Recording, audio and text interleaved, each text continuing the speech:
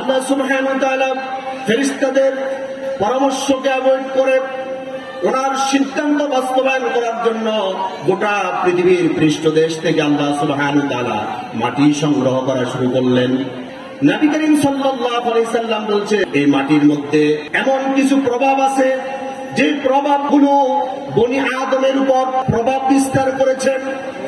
অর্থাৎ পৃথিবীর কোন অংশের মাটি লাল, এই জন্য কোন মানুষের রং হয় লাল, আবার কিছু কিছু অংশের মাটি হয় সাদা, এই জন্য কোন বনি আদম সাদা হয়, কেউ লালও নয় সাদাও নয়, এর মাঝামাঝি। রাসূলুল্লাহ সাল্লাল্লাহু আলাইহি সাল্লাম বলছেন এটা হচ্ছে ওই মাটির প্রভাব। আসল রাসূলের হাদিস থেকে শুনি, জামিউ তিরমিজির হাদিস নাম্বার 2955। عن أبي موسى الأشعري رضي الله تعالى عنه قال قال رسول الله صلى الله عليه وسلم إن الله تعالى خلق آدم من قبضة قبضها من جميع الأرض فجاءوا بنو آدم على قدر الأرض। নবী করিম সাল্লাল্লাহু আলাইহি সাল্লাম বলছেন, ইন্নাল্লাহ তাআলা খালাকা আদামা, আল্লাহ সুবহানাহু ওয়া তাআলা যখন আদম আলাইহিস সালাতু ওয়াস সালামকে বানানোর জন্য সিদ্ধান্ত নিল, মিন কবদাতিন কবদাহা মিন জামিইল আরদি, গোটা পৃথিবীর পৃষ্ঠদেশ থেকে সকল প্রকার মাটিগুলো আল্লাহ সুবহানাহু ওয়া তাআলা জমা করলেন। জমা করার পর আল্লাহ রাব্বুল আলামিন এই মাটি দিয়ে তিনি এই আদমকে বানালেন।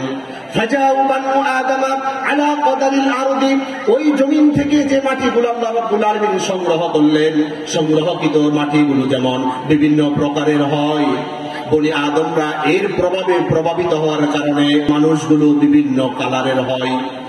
রাসূলুল্লাহ বলছেন, ফাজাউ মিনহুমুল আহমার, কোন বনি আদম হয় লাল, ওয়াল আবিয়াদু, কেউ হয় সাদা, ওয়াবাইনা যালিক, কেউ সাদা নয় লাল নয়, এর মাঝামাঝি। রাসূল পাক সাল্লাল্লাহু আলাইহি সাল্লাম বলছেন এটা হচ্ছে মাটির প্রভাব। কোন জায়গার মাটি হচ্ছে লাল, এই জন্য ওই প্রভাবের কারণে কোন মানুষ হয় লাল, আবার কোন মানুষ হয় কালো, কারণ কোন মাটির অংশ হচ্ছে কালো। নবীজি সাল্লাল্লাহু আলাইহি সাল্লাম বলছেন, ওয়াস-সাহলু ওয়াল হাজনু ওয়াল খাবীথু ওয়াত তাইয়্যিবু, কোন মাটি নরম প্রকৃতির, একেবারে কোমল, এই জন্য কোন বনি আদমের হৃদয় হয় কোমল, আবার কেউ হয় খুব রুক্ষ, খুব মেজাজি, খুব শক্ত, এমন কিছু মানুষ আছে না নাই? নবীজি সাল্লাল্লাহু আলাইহি সাল্লাম বলছেন এটা হচ্ছে মাটির প্রভাব। আল্লাহ সুবহানাহু ওয়া তাআলা আদম আলাইহিস সালাতু ওয়াস সালামকে, অর্থাৎ আল্লাহর খলিফাকে কিভাবে বানালেন কোরআন মাজিদের 3টা স্টেপ বর্ণনা করেছেন। আসুন আমরা কোরআনের আয়াত থেকে শুনি।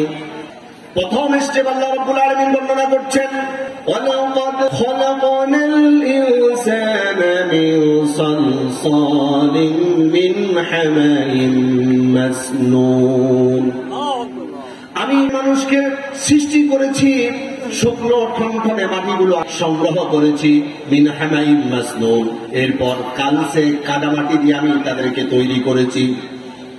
অর্থাৎ আল্লাহ রাব্বুল আলামিন গোটা পৃথিবীর পৃষ্ঠদেশ থেকে শুকনা মাটিগুলো সংগ্রহ করল, এরপর এই শুকনা মাটির মধ্যে আল্লাহ সুবহানাহু ওয়া তাআলা পানি ঢেলে দিলেন। পানি যখন ঢেলে দিল, এই মাটিগুলো কাদা মাটি হয়ে গেল। এই জন্য আল্লাহ তাআলা বলছেন, মিন হামাইন মাসনুন, কালসে কাদা মাটি দিয়ে আমি মানুষ সৃষ্টি করেছি। আল্লাহ সুবহানাহু ওয়া তাআলা এরপর দ্বিতীয় স্টেপ বর্ণনা করছেন। 37 নম্বর সূরা সাফফাতের 11 নম্বর আয়াতে আল্লাহ রাব্বুল আলামিন বলছেন, ইন্না খালাকনাহুম মিন তিনিল লাযিব, আমি মানুষকে সৃষ্টি করেছি এঁটেল মাটি দিয়ে।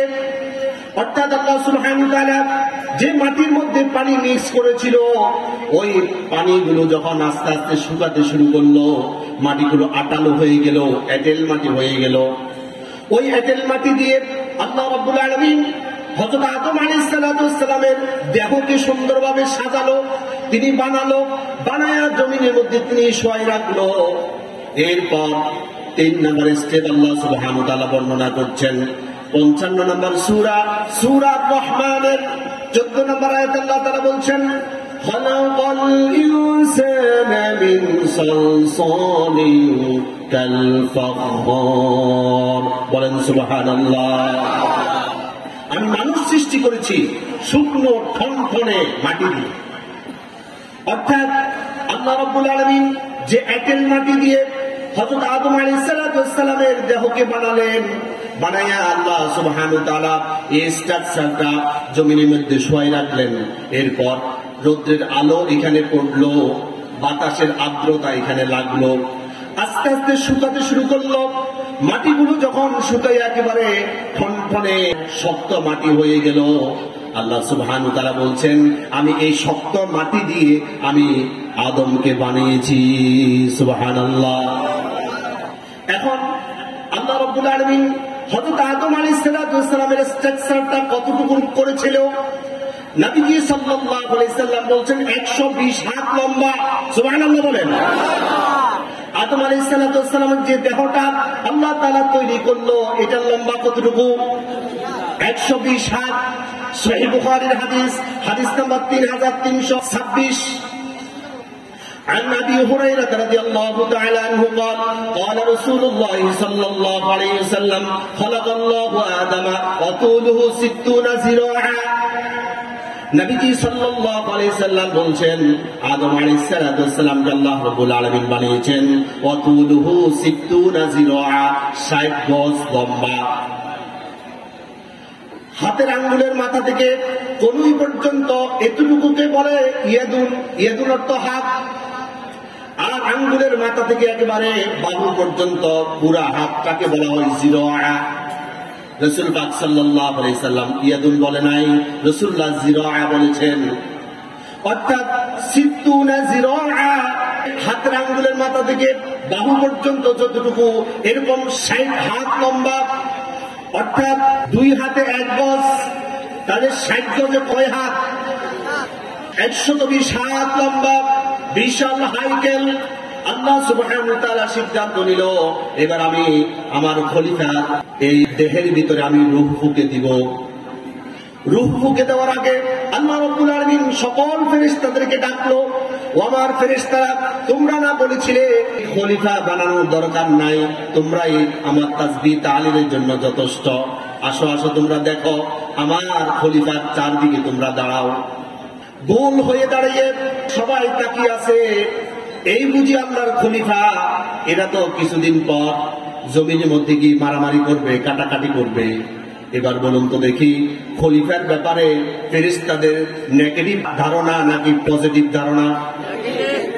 এবার আল্লাহ সুবহানাহু ওয়া তাআলা 15 নম্বর সূরা আল হিজরের 29 নম্বর আয়াতে বলছেন, فَإِذَا سَوَّيْتُهُ وَنَفَخْتُ فِيهِ مِنْ رُوحِي فَقَعُوا لَهُ سَاجِدِينَ।